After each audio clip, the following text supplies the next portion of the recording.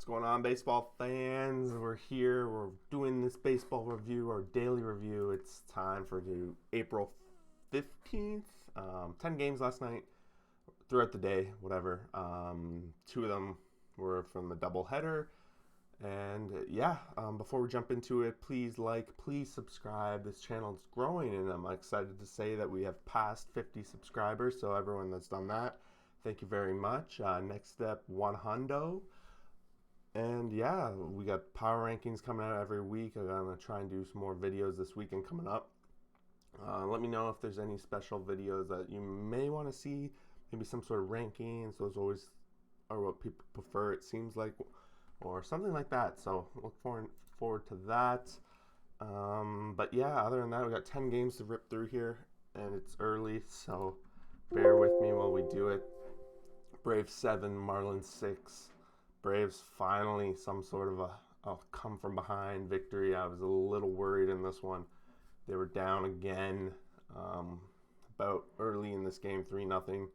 Again, the starting pitching for Atlanta just has not been there. However, they make a comeback. In the sixth, they take the lead.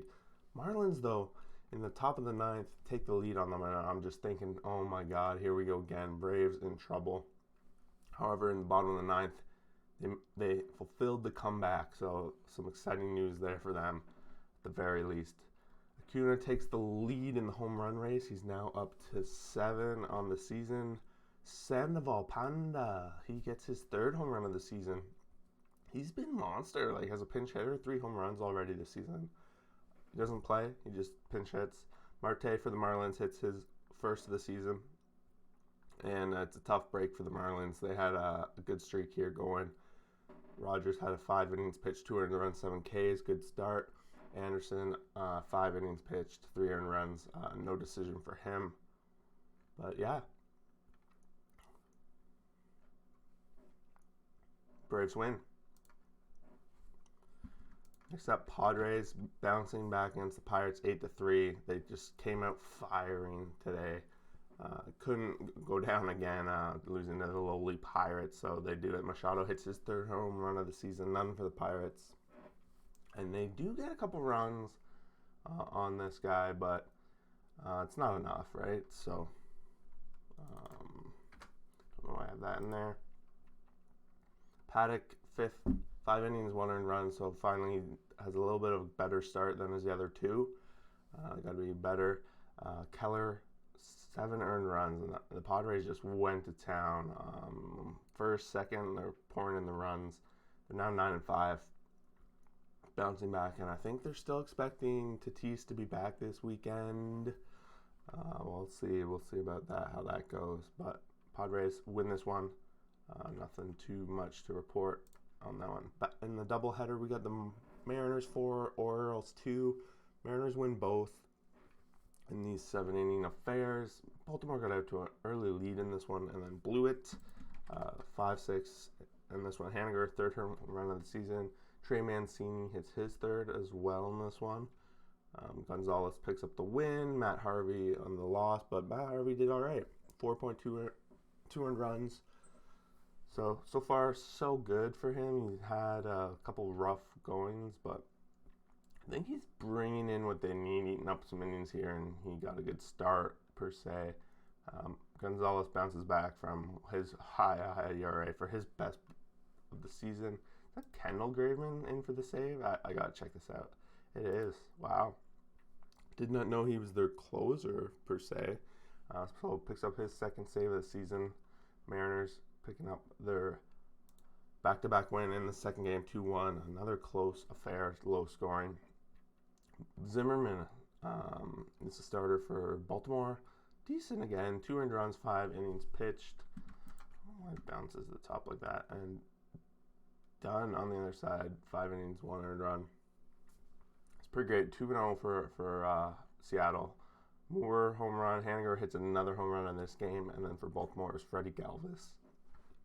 So, some solid home runs for Seattle lately that have really just come in clutch all around.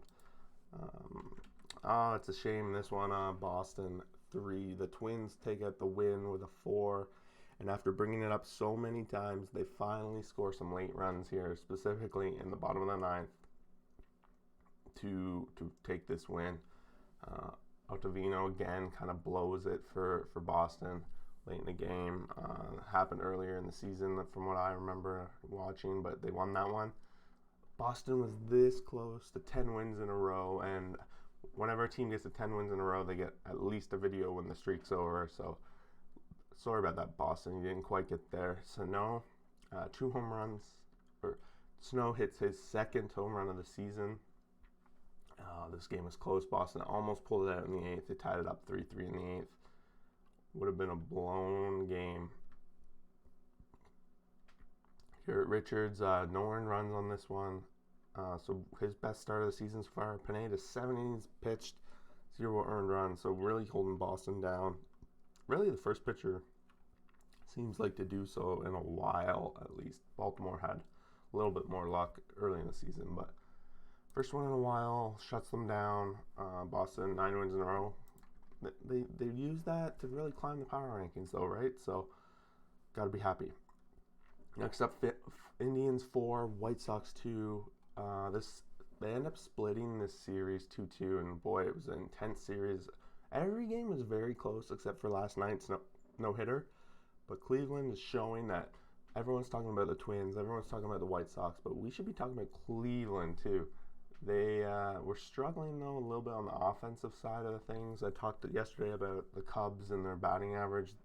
Cleveland on the other side was the second lowest going into this game in the league. I think this specific game brought them up to 4th lowest or something like that. Jose Ramirez hits his 3rd home run of the season. The 2-run shot in the 6th gives them the lead, and then kind of close it out from there. Cleveland style with their starting pitching, their closers. Cavalli, 6 innings pitched, 1 earned run, and Lance Lynn on the other side goes 6 inning pitch, 10 strikeouts, 2 earned runs, and it's really just that home run ball that does it for him. He doesn't get to 100 pitches again, so at least they're giving him a shorter leash here in Chicago. Not giving him 100 innings every time. Maybe they're expecting him to do better or last longer or whatnot. No home runs on Chicago side. It's just, again, it's kind of one of those typical Cleveland games where they score little runs, and I think I read if they score at least 6 runs in a game, like they win basically. I think there was 1 loss or something. Next up, we got the D-backs 11, Nationals 6. This one was over, but not over. Like the first inning was intense. Arizona went up 3-0, and Washington answered back 4 runs. So Washington's like, okay, we have the lead. Let's send Corbin back out. But instead of holding the lead, he gives up a 7 spot. So it's 10-4 halfway through the second. And then there's just some baseball after that. But when a game gets like that so early, it's kind of hard to pay too close attention. Arizona hit a bunch of home runs in the first 2 innings here.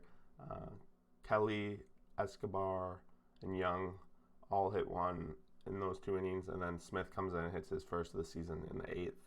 On the other side, Castro hits his first, and Harrison hits his first as well. So a bunch of firsts of the season on this one. Eduardo Escobar hits his 5th of the season. But yeah, that's not good. If we see here, Corbin lasted 2 innings pitched, 10 runs. He gave up 9 of them earned. His ERA is up to 21.32. Ouch. On the other side, Kelly didn't have a good outing himself. 6 earned runs over 6. Most of those coming in that first inning, right? Settled down somewhat, but they had a big enough in the lead. Arizona held it. Nationals digging themselves a big hole early in the season. If they're having trouble with the Diamondbacks, it's going to be a long season for this team, unfortunately.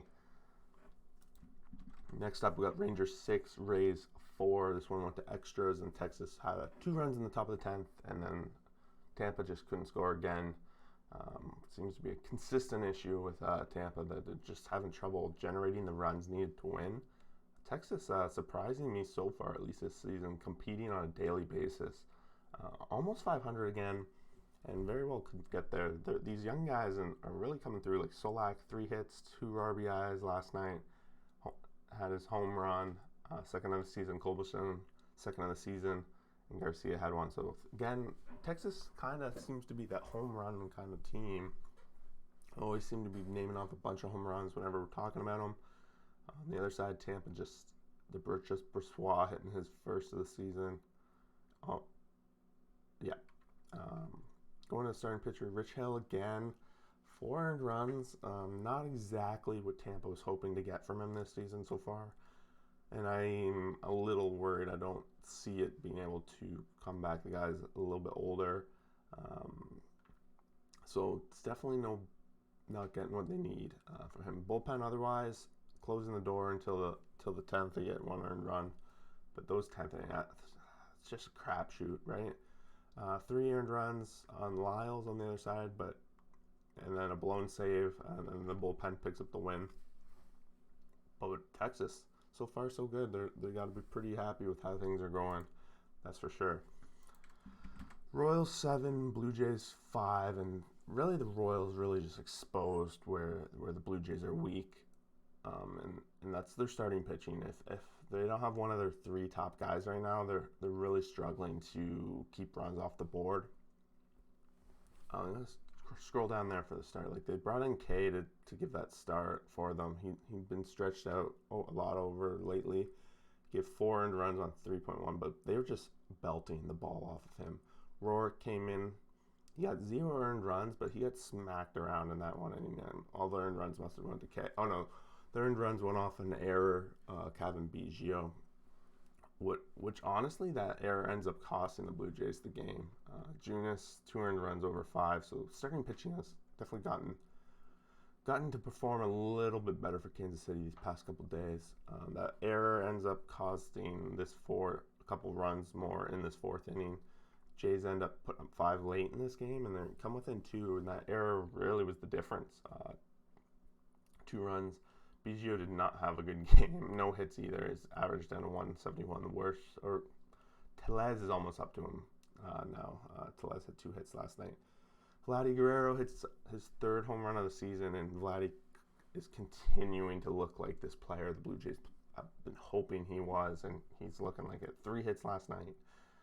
Again, a double, a home run, monster.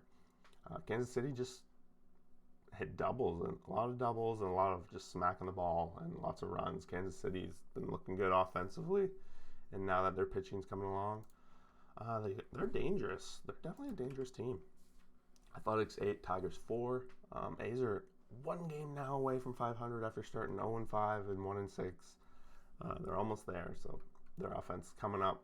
The pitching settling in a little bit. It's the Tigers. They're taking care of the teams they need to. Exciting. Badu, I'm just going to focus on this guy because he's been on fire. 3 strikeouts last night, no hits. So he's might be getting put back in his place a little bit. The little rookie, right? Goodrum, first home run of the season for the Tigers. On the A's, we got Olsen and Piscotty hitting their 2nd of the season. Awesome. Chaminade, a lot better. 6 innings pitched, 2 earned runs. So now, after that first start of his, he's starting to come down. Skubal went 4 innings pitched, 1 earned run. Like, a lot of walks in here. And the home run is really what did it for him. And then the Tigers bullpen, everyone gives up a run. The Tigers bullpen is not looking good so far this year. So if you can get to that bullpen, you might be able to have a day. And that's what Oakland did. Oakland's been solid at being able to score late in games all season, it seems. Always putting up runs. Usually, at the beginning of the season, they didn't mean much, but now they're winning, so that's good. Final game of the season, or the day, we got Dodgers, and they come through again, of course. They're now up to 11-2. They were losing. The Rockies had them 5-3 going late in the game, but Dodgers gonna Dodger. 4-run 7th, and that's all she wrote. Ryan McMahon, the highlight right now of the Rockies, hits his 6th home run of the season here. Hampson hits his 1st of the season. So far, that guy's starting to step up, and maybe they just needed to make room for him, and that's what Arenado deal is all about. But why not have both? Turner hits his 4th this season. Muncy hits his 3rd, so that's back-to-back home runs, I think, for them now. By back-to-back, I mean Turner hit one last night. I think Muncy hit one last night too, so that's what I meant by that. Gomber's 300 runs, 6 innings pitched, so he survives the Dodgers, whereas Urias on the other side didn't. So this was a bullpen win. And they bring in David Price for the save. Love to see it. Is he going to be the closer for the Dodgers? I don't think so, but we saw it last night. We'll see if it's a trend to be watching, right? I got to make sure it's David Price before I keep going on that. But we got to make sure. That's exciting to see David Price have a decent role in this team, but he's there. He wants this World Series, right? So, wow. Turner is just mashing right now. 1.321 ERS, OPS. And as I would point out here, Betts wasn't in this game again. Hopefully that's all right and it's not an issue with him. But this OPS, this team, he did pinch hit. He did pinch hit. Or pinch run. Looks like a pinch run. Or something. I don't know. He didn't have a bat unless he was hit by a pitch. But I'm not going to go into it too much. These things go too long sometimes on a given day. So now that we only have 10 games, I want to keep it a little bit shorter. I know I didn't because I love talking baseball and I just kept going and going and going. But let me know what you guys think. This was a nice night for baseball. Some streaks coming to an end, some good rivalries forming with like Cleveland and Chicago, and the Dodgers just keep dodgering. Some teams are starting to show their true colors of maybe they're not as good as I first thought at the beginning of the season. Cough Tampa Bay, and maybe they're better than what I first thought. Like Boston's been on a tear, but I really want to see Boston perform this weekend coming up and see what that's about. But yeah, if you made it this far, I appreciate you watching these videos, and I hope you have something to say. Like let me know what you guys think about what's going on so far this season. My name's Alex, and I'll see you for the next video.